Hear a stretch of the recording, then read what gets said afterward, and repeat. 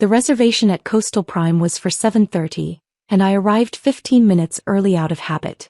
My mother's 55th birthday celebration was being hosted by my brother David, who'd made sure everyone knew he was paying for dinner at the most exclusive steakhouse in the city. I walked into the restaurant in my simple black dress, the one I wore to both work meetings and family dinners because it was versatile and comfortable. The hostess greeted me warmly. "Natalie, good to see you again. Your usual table. Actually, I'm meeting my family tonight. Reservation under Harrison." "Oh, of course. They're already seated. Follow me." I could see my family at the large round table in the center of the dining room. Prime location naturally. My brother David held court in his expensive suit, his wife Christine beside him in designer everything. My parents sat to his right and my younger sister Emily and her husband completed the circle. One empty chair remained. For me as always. "Natalie," my mother called out, waving. "We were wondering if you'd make it. David said you might have to work late." "I made it work," I said, hugging her. "Happy birthday, Mom." "Thank you, sweetheart." Sit. David just ordered a bottle of Dom Perignon. "Isn't that wonderful?" I took my seat as the server arrived with the champagne. David made a show of examining the label and approving it with a nod that suggested he knew anything about wine beyond the price tag. "So Natalie," Christine said once everyone had glasses. "How's the restaurant business treating you? Still working at that Italian place? Still serving tables?" David mocked, his voice carrying across the table. "I keep telling you, sis, it's time to use that business degree Mom and Dad paid for. Such a waste of a college degree waiting tables at 30. Everyone laughed. Christine hid her smile behind her champagne glass. Emily smirked. Even my parents smiled indulgently as if David had said something clever rather than cruel. "I'm not wasting anything," I said calmly. "Come on, Nat," David continued, warming to his theme. "You graduated from Northwestern with a business degree. You could be doing something with your life. Instead you're carrying plates and taking orders. It's embarrassing." "Embarrassing for whom?" I asked. "For the family," Christine said. "When people ask what David's sister does, what's he supposed to say? Oh, she's a waitress at an Italian restaurant? It doesn't exactly match the Harrison family image." The Harrison family image. My father was a successful accountant. My mother had been a real estate agent before retiring. David worked in sales at a tech company. We were comfortable, upper middle class, but we weren't the Rockefellers. The idea that we had an image to maintain was absurd. "I think what they're trying to say," my father interjected, "is that you have so much potential, Natalie. We hate to see you not using it." "I'm using it," I said. "Carrying plates?" David scoffed. "That's not using a business degree. That's giving up." "I didn't give up. I chose a different path." "A different path to poverty," Emily added. "I mean, what do waitresses make? Like $30,000 a year with tips? That's nothing." "It's honest work," I said. "It's beneath you," my mother said gently. "Sweetheart, we love you but we're worried. You're 30 years old. You should be building a career, saving for retirement, thinking about your future. Not living paycheck to paycheck working in a restaurant." David leaned back in his chair, swirling his champagne. "I actually have some good news that might inspire you, Nat. I'm up for a major promotion at work. VP of Sales. 6-figure salary, company car, stock options, the whole package." "Congratulations," I said neutrally. "Thanks. The thing is, they're looking at my complete profile. Leadership potential, professional network, family stability, all of it matters at this level. And honestly," he paused, looking uncomfortable, "having a sister who waits tables doesn't exactly help my image as an executive." I set down my water glass. "Are you asking me to quit my job so you can get promoted?" "I'm asking you to consider doing something more respectable," he said. "Get a real job. Maybe I could even help you, get you an entry-level position at my company. Receptionist or administrative assistant. Something professional." "How generous," I said. The server arrived to take our dinner orders. A young woman named Maria who'd worked at Coastal Prime for 2 years. She knew me well. "Good evening, Ms. Andrews," she said warmly. "Your usual, or would you like to see the menu?" "I'll have the filet medium rare with the roasted vegetables." "Excellent choice." And Ms. Andrews, I wanted to thank you again for the scholarship. My daughter starts at culinary school next month because of you. She moved on to take other orders, leaving a confused silence at the table. Scholarship? My mother asked. Before I could answer, a man in a suit approached our table. Distinguished, mid-50s, commanding presence. I recognized him immediately. Richard Chin, CEO of Tech Venture Solutions, one of the companies in my portfolio. Excuse me, he said, addressing the table. I'm looking for Ms. Andrews. I was told she was dining here tonight. I'm Natalie Andrews, I said. His face lit up. Ms. Andrews. Richard Chin, CEO of Tech Venture Solutions. Your venture capital firm is reviewing our expansion proposal. I know we have a meeting scheduled for Monday, but when I saw you here I had to say hello. I'm David Harrison's supervisor, actually. Small world. The table went silent. I smiled at my brother's boss. Mr. Chin, lovely to see you. Yes, I've reviewed your Series B proposal. Very promising. We'll discuss specifics Monday. Wonderful, wonderful. I'm very excited about the possibility of Andrews Capital backing our expansion. Your reputation in the venture capital world is remarkable. Your portfolio companies have a 93% success rate. That's unheard of. I'm selective about my investments, I said. I only back companies with solid fundamentals and ethical leadership. Which is exactly why we want you as our lead investor, he said.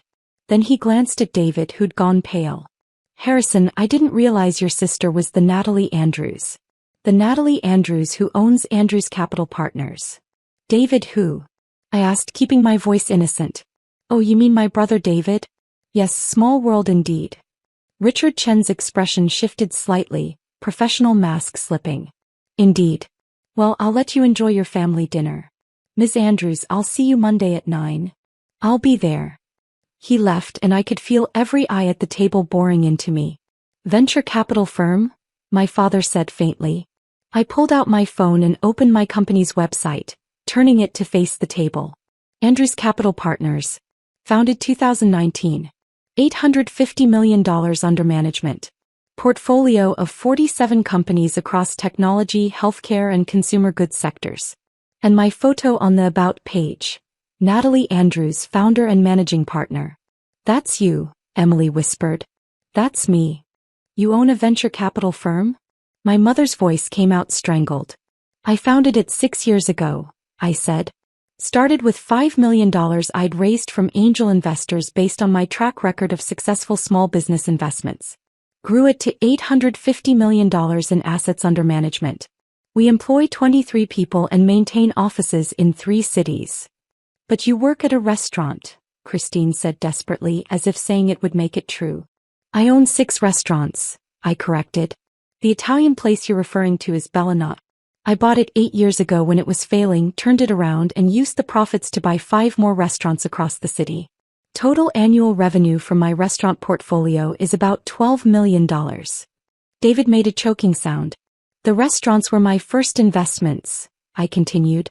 I started working as a server at Bellinate when I was 22, fresh out of Northwestern.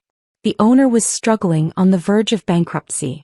I learned the business inside and out, worked every position from host to line cook to manager. When he was ready to close, I offered to buy it. With what money? My father asked. I'd saved $50,000 from serving tables and living frugally, I said. I took out a small business loan for another $100,000. I restructured operations, renegotiated vendor contracts, revamped the menu and hired better staff. Within a year it was profitable. Within 2 years I'd paid off the loan and had enough profit to buy a second location. 6 restaurants, my mother repeated numbly. 5 Italian, 1 seafood place. I still work the floor sometimes. It keeps me connected to the business and the staff. That's why Maria knows me. I own Coastal Prime. The silence that followed was deafening. This restaurant, David said slowly. You own this restaurant. I bought it 3 years ago. The previous owner wanted to retire and it fit perfectly into my portfolio. We do about $8 million in annual revenue here. Christine set down her champagne glass with shaking hands. When you said you worked at a restaurant.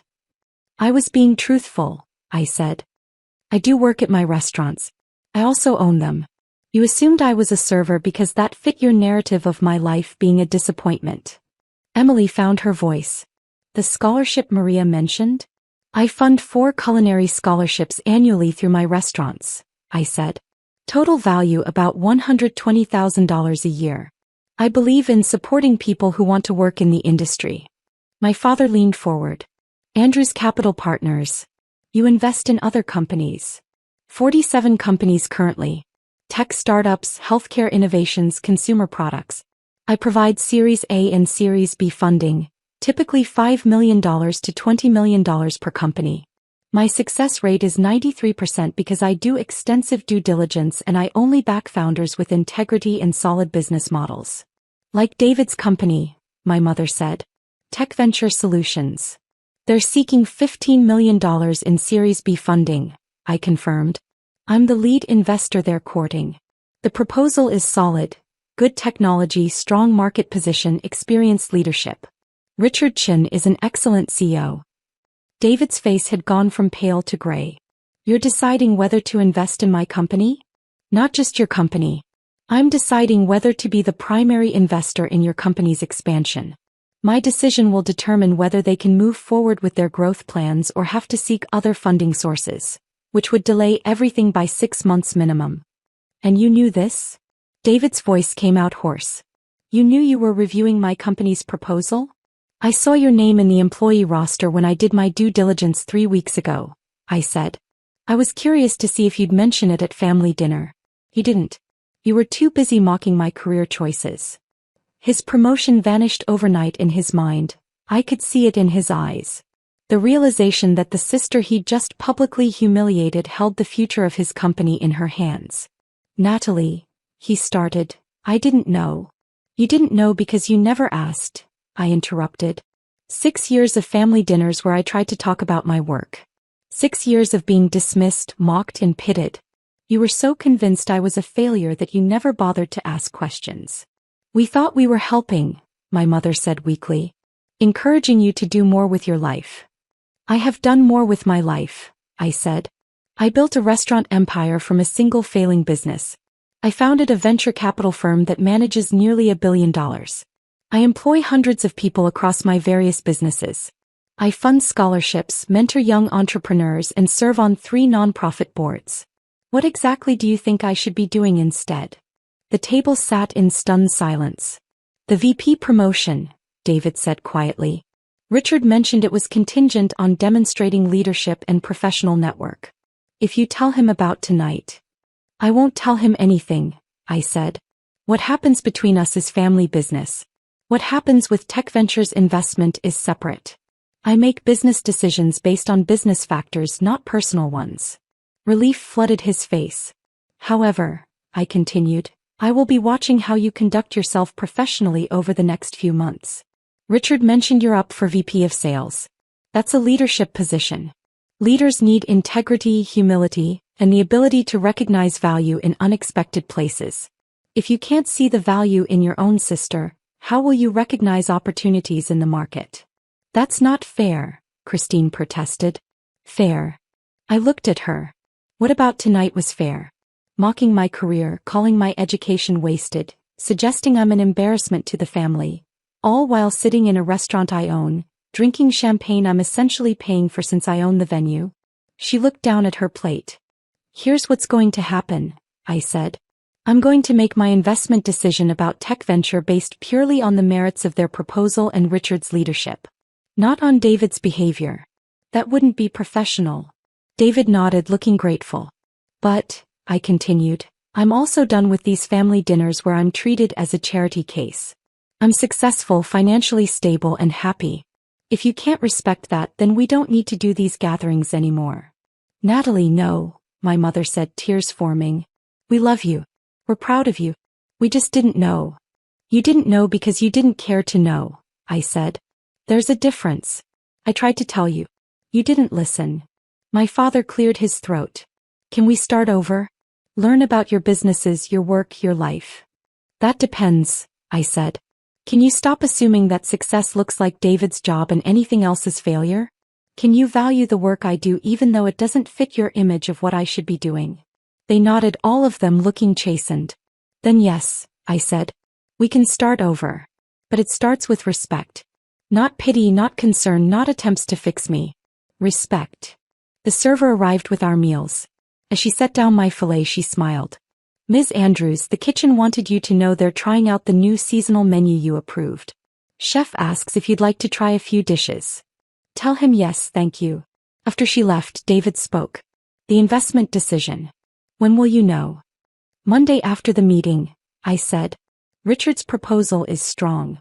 The technology is solid. The market opportunity is real. If he can demonstrate that his leadership team, including his VP of sales, has the judgment and character to execute the plan, I'll likely approve the investment. And my promotion? That's between you and Richard, I said. But David, if you get it, remember this moment. Remember that success comes in many forms. Remember that the people serving you might own the restaurant. Remember that assumptions make you blind to opportunity. I will, he said quietly. We ate in relative silence, the earlier celebration mood thoroughly destroyed. But by dessert, my mother started asking real questions. About my restaurants, my investment strategy, my portfolio companies. And for the first time in 6 years, I talked about my work and people actually listened. Monday morning, I met with Richard Chin and the tech venture team. Their presentation was excellent. Their numbers solid. Their expansion plan well-researched. I'm approving the investment, I said. Andrews Capital will lead the Series B round with $15 million. I have 2 conditions. Of course, Richard said. What are they? First, I want a board seat. Standard for lead investors. Absolutely. Second, I want quarterly reviews of your leadership team's performance. Not just financial metrics, cultural metrics, employee satisfaction, ethical decision-making, leadership development. I invest in companies that build sustainable cultures. Done, Richard agreed. In fact, that aligns perfectly with our values. After the meeting, Richard walked me out. Your brother never mentioned you were the Natalie Andrews. He didn't know, I said. We had a misunderstanding about what I do for a living. Well, for what it's worth, he's a good salesperson. Aggressive, ambitious. But he needs work on humility and judgment. That's why I'm hesitating on the VP promotion. Wise decision, I said. Give him time to develop those qualities. If he can learn humility, he'll be a better leader for it. Agreed. Thank you, Ms. Andrews. Welcome to the tech venture family. I shook his hand and left, heading back to Bellinate for the lunch shift. Because I still loved working the floor, talking to customers, being part of the restaurant that had started everything. And because success isn't about titles or image. It's about building something real, treating people well, and staying true to yourself. Even when your family thinks you're just a waitress.